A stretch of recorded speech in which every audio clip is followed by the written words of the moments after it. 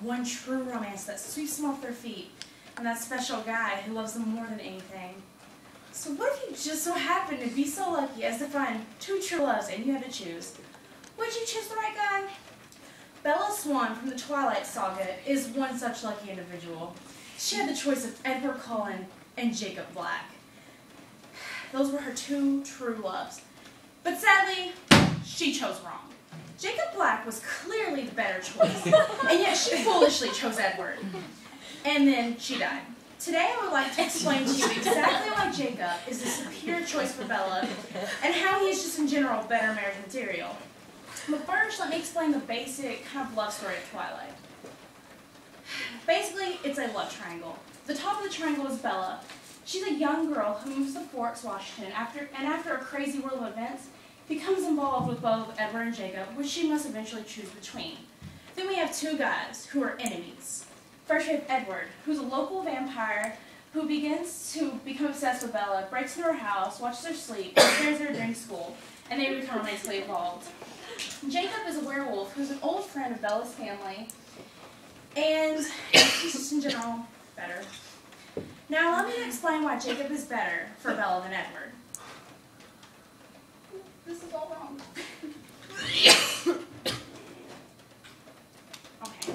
First off, it's more natural. My chart messed up for some reason, but it's supposed to be different. Okay, Edward is dead, and that is technically illegal for her to date him because you're not allowed to date a corpse.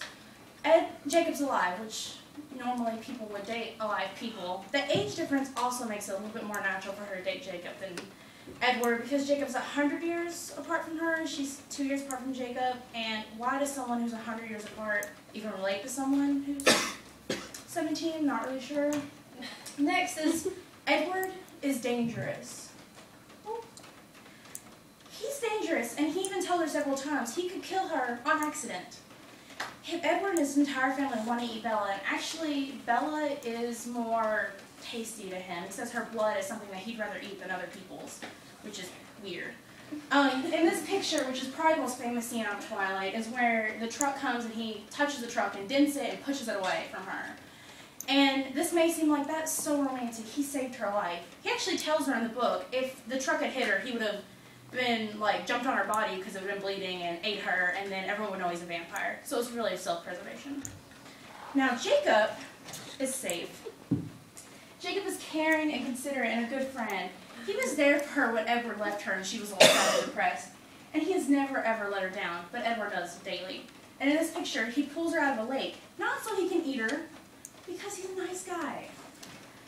Aside from Jacob not being terrifyingly dangerous, he's also physically a more attractive man. Edward is cold, pale, has a crooked smile and brassy hair. Jacob is tan, muscular, has dark hair and eyes, and this isn't just my opinion.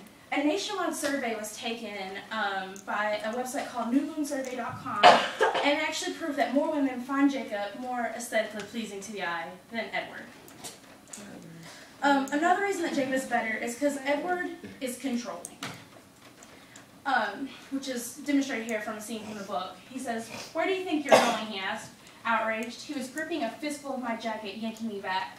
He was towing me towards his car now, pulling me by my jacket. "Let go," I insisted. He ignored me. "You are so pushy," I grumbled. "Get in, Bella. I'll just drag you back," he threatened. This isn't a good example of an abusive relationship. Edward never listens to anything she ever says. Jacob is not controlling. These are a couple of his quotes. "I wish you would have told me that you were so afraid. You didn't need to be." He cares about her feelings. He cares about her feelings. "Yeah, I'll always be a friend, no matter what you love." He'll love her even if she chooses Edward, which she does. "I'll miss you every day, Bella. It's not the same without you." He doesn't force her to stay with him. He lets her make her own decisions. The last point needed to be mentioned is probably the most important. The fact that Bella could have an actual, normal life with Jacob, even though he's horrible. Life with Edward.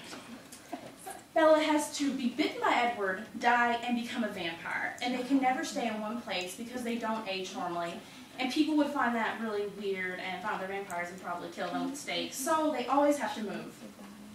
However, Jacob they can grow old together, because Jacob does age, though slowly. And if he chooses to stop becoming a wolf, which he could, and he probably would, he could become human, and she could actually date a human person, which in the end, I think, is the most important thing, that you date your species.